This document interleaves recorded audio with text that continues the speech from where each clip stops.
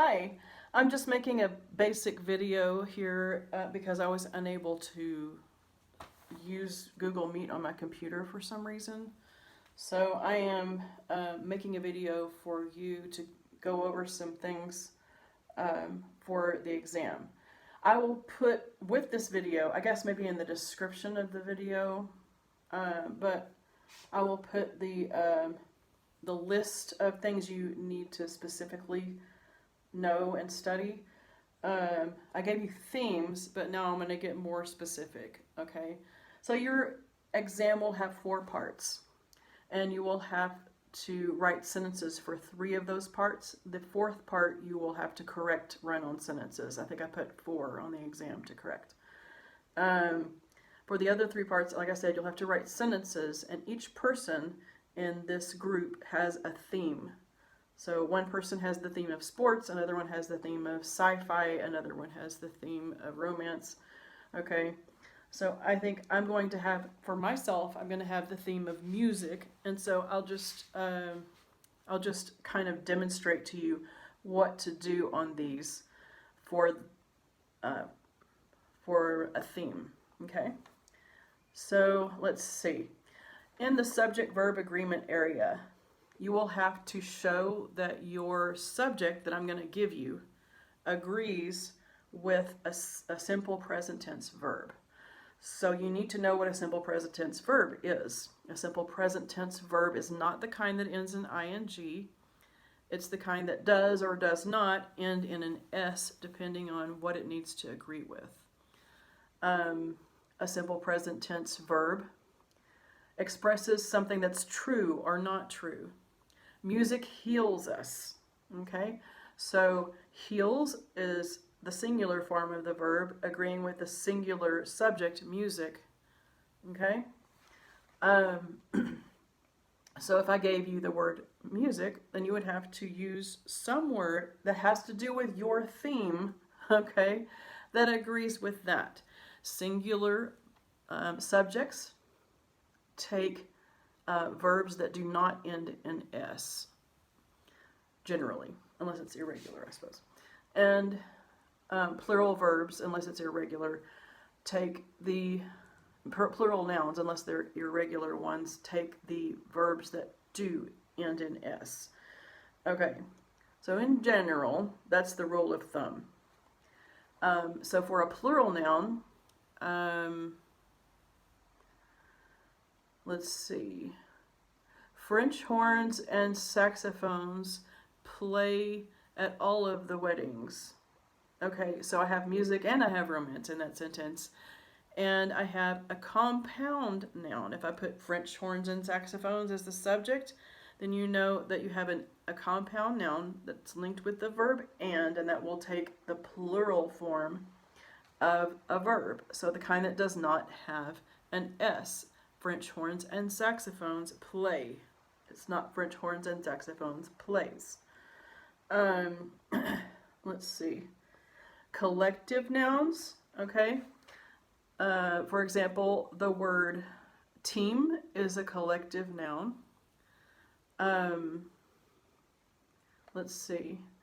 Team, and I need to make it with music, and let's see, team as a singular, as a group, and I will be specific there, whether it's the collective noun as a unit or the collective noun as a group of individuals.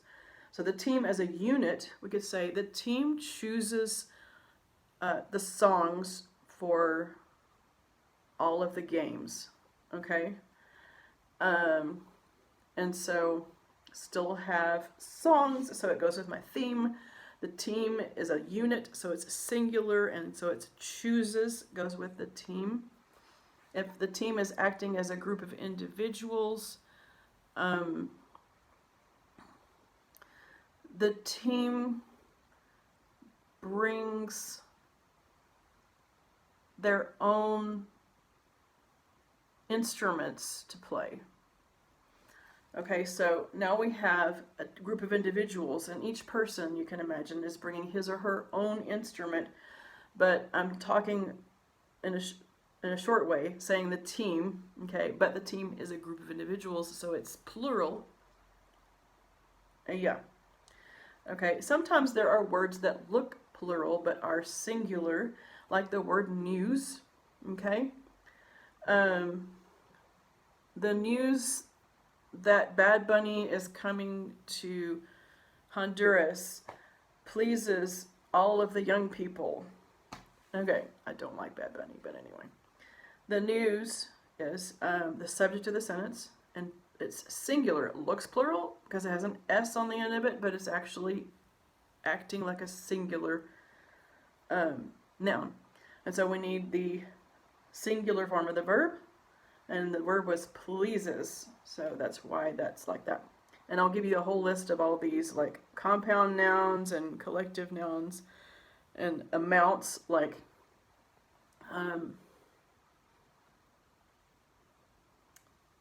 5 pieces of music seems like enough for everyone. So an amount is 5 pieces of music. Now, you could be thinking about 5 individual sheets of music, but I'm actually talking about a quantity. And so I'm using it as a singular. So you have to be careful to know whether the amount is being used as a quantity or whether it's a counting of things. Okay? That may not have been the best example, but anyway. All of these things you can look up using the table of contents in your book. You can find subject-verb agreement and find all kinds of instructions on there. Or if you learn better, like this, listening, like on YouTube, you can go into Google Classroom and find the applicable videos that I posted in your class where I talked about agreement. And then we can go on and talk a little bit about pronoun antecedent agreement. In this case, you have to make sure that you choose a pronoun that agrees with the word that I give you or the phrase that I give you. Okay? So, for example, if I told you to use the word both, let's see. Both of the girls went to their rooms. Okay? So both is plural, and the word there agrees with both. Okay, the word there is plural, agrees with both. You couldn't say both of the girls went to her room because her does not agree with both. Okay, if I gave you the word, let's see, each. Okay, so now I could say each of the girls went to her room because each, even though you kind of think it might sound like it's plural, the word each is actually singular. You can look and see what the singular pronouns are. Each, everything, everybody, okay? Those are singular. Anyone, singular, okay? And then plural would be like both and several, okay? Those are plural. I'll give you a compound one, and remember that if you use neither nor or either or with your compound noun, then the verb and any pronoun that refers to that is going to have to agree with the closest antecedent, okay? So neither the orchestra members nor the conductor likes his performance, okay? And so likes and his are both singular, and they agree with the conductor because the conductor is the antecedent or the subject that's the closest to both the verb and the pronoun. Again, you can look these things up in your book or listen to other videos where I have things written on the board and stuff, depending on what is easier for you. And then there will be also a section on pronouns where I give you a type of pronoun and you just have to use it in a sentence. So for example, if I give you a relative pronoun joins two clauses, like the word which. There's which and that, who, whom, different ones like that join two clauses. And my cat's meowing. This is the music. I'm going to change my relative pronoun. This is the music that I chose. And so the word that in that sentence is a relative pronoun. Okay. Yeah, and when you get to the part about run-on sentences, I will give you a sentence that's a run-on sentence. It might have 2 or 3 sentences, okay, in it, and you'll have to break it up into the appropriate number of sentences, or you can use a semicolon to connect the sentences if they're closely related, or you can use a coordinating conjunction like and or but to join the 2 sentences. I think that should be close enough. Again, I'll give you a list of all these specific things in the description. And tomorrow at 8 o'clock in the morning, I will have a meet and take questions. And hopefully tomorrow morning, I'll be able to record on Google Meet.